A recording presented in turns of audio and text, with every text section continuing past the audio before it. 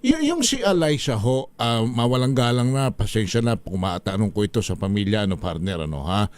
Pero nasa sa inyo na rin, Colonel, kung nais po ninyong sagutin. Tama ba yung binabanggit kanina ni General Browner na may baril may dalang baril. Tama ho ba? May dala ba siya o may hawak? Nakipagpalitan din ba siya ng putok? Ano ba ho ang nangyari? Yes, tama yun. No? Base nga dun sa